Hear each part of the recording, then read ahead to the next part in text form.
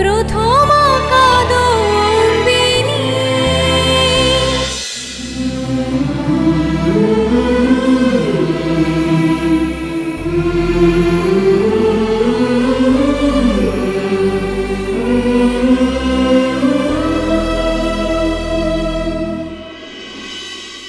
তোর জন্য কলকাতা থেকে আমি একটা নতুন বর্ণ পরিচয় আনতে দিয়েছি।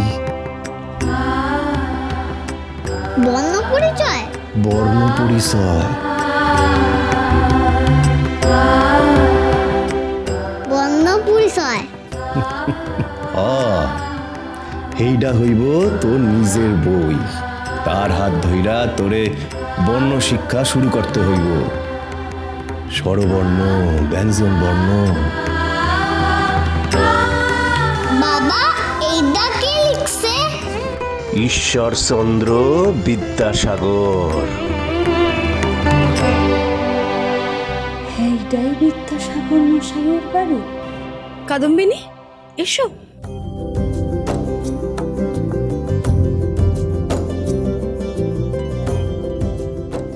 বাবা, বিদ্যাসাগর মানে কি গো? সাগর মানে হইল গিয়া সমুদ্র। ও,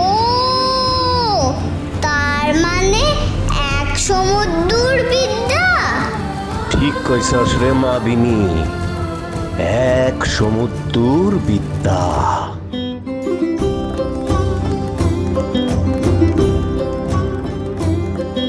আর তাতে অনেক ঢেউ। বাবা, সেই সমুদ্রে ঢেউ ওঠে? হরে মা, সেই সমুদ্রে তো ঢেউ, বড় বড় ঢেউ। আর সেই ঢেউ আশ্রাইয়া পড়ে আমাগোই দেশের বুকে।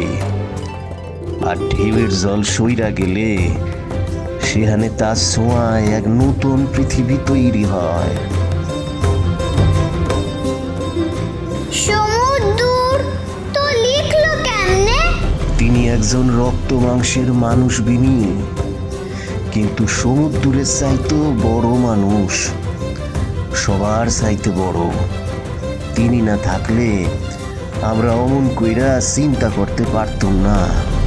সব মাইয়া মানুষের জনক তিনি। উনি বুঝি অনেক বড়, এত লম্বা?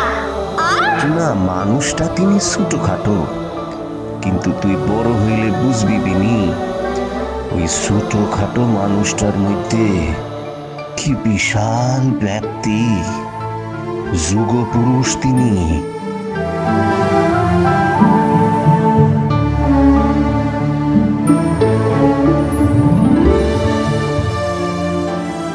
কি হলো কাদম্বিনী, ওরকম হাঁ করে কি দেখছো?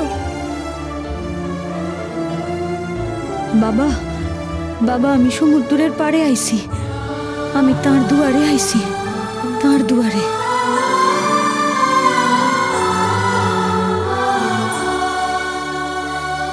বাঙালি মাস্টার,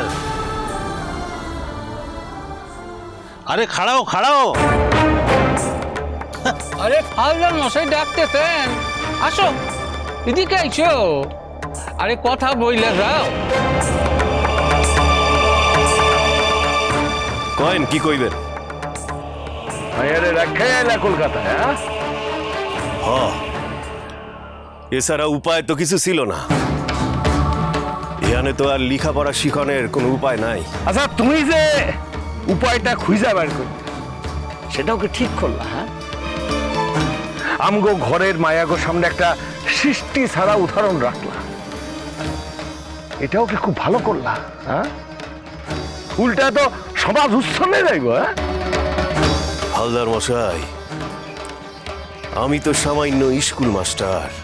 আমার মাইয়া রে আমি কি কইরা মানুষ করতেছি, তাতে সমাজের এত বিচলিত হওয়ানের কি আছে? আর উচ্ছন্নে যাইব কেন? তারে ঠিক পথ দেখাইবার লাইগা তো আপনারা আছেন।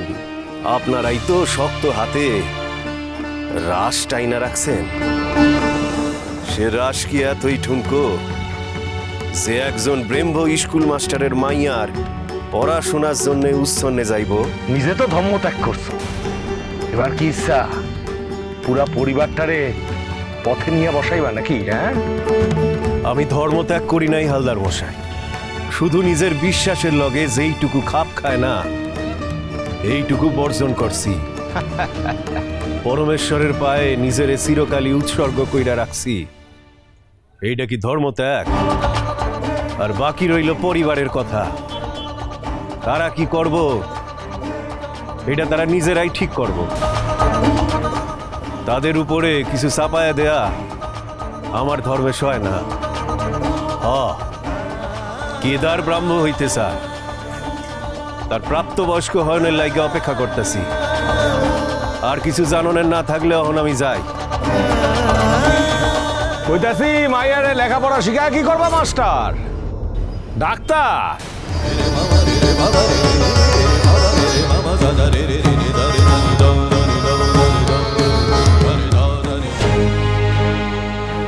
আমি লেখাপড়া করাইতে চাই।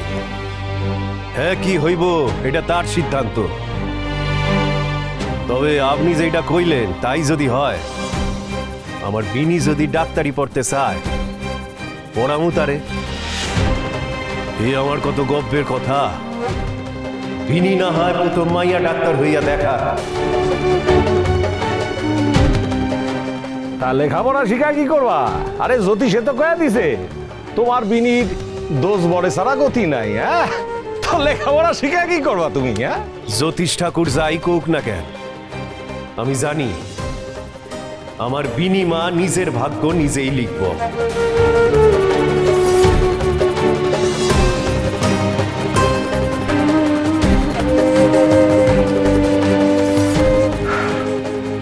মাস্টারের বড্ড বেশি কথা হয়েছে। ও তো শুরু সেই। আচ্ছা, এমন মাস্টারের কাছে আমগো ছেলেগো শিক্ষার ভার দিয়া কি নিশ্চিন্তে থাক যায়? কি কন মুখুজ্জমশাই? যে নিজের পরিবারে ব্যভিচারের চাষ করে সে আমাগো ছেলে পুলেরে কি লেখাপড়া শিখাইব? তাহলে দেরি কেন? চলো হাই স্কুলের সেক্রেটারি লক্ষ্মণ প্রসাদের কাছে, ওনার সঙ্গে গিয়ে দেখা করে আসি। আরে আমরাও তো স্কুলের বোর্ডের মধ্যে আছি কিনা? হ্যাঁ, চলো চলো চলো চলো চলো চলো আসো।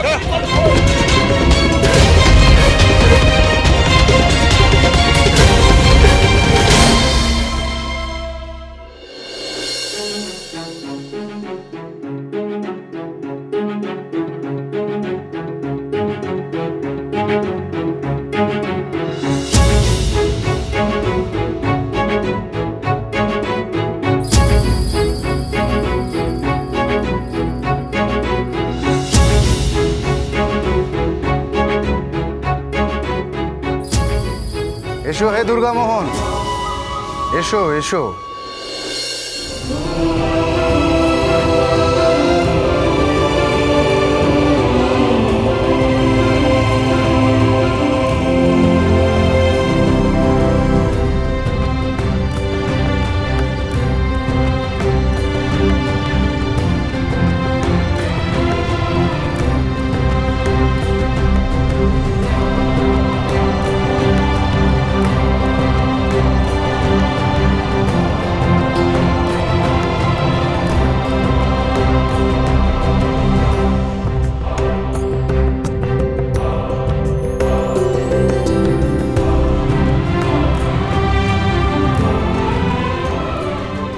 নমস্কার বিদ্যাসাগর মশাই, আজ কিন্তু আমি একটা আর্জি নিয়ে এসেছি আপনার কাছে, সাথে আমার স্ত্রী ব্রহ্মময়ী আর আমার কন্যা সমা কাদম্বিনী বসুকে সঙ্গে নিয়ে।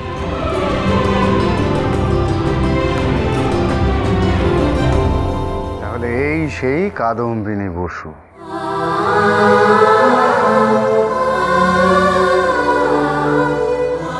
কি অবাক হচ্ছে তো? আমি তোমার সম্বন্ধে আগেই শুনেছি।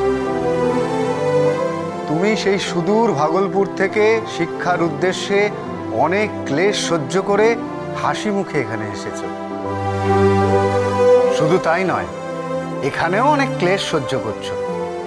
তোমার বাবা তোমাকে উৎসাহ দিয়েছেন। কাদম্বিনী, আমি যে মেয়েদের নিয়ে স্বপ্ন দেখছি তুমি তো তার প্রতিনিধি।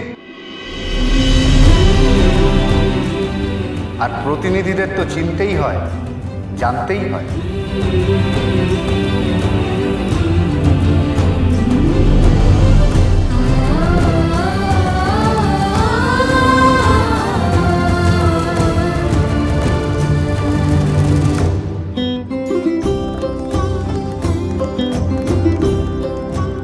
বিজয়ী হও।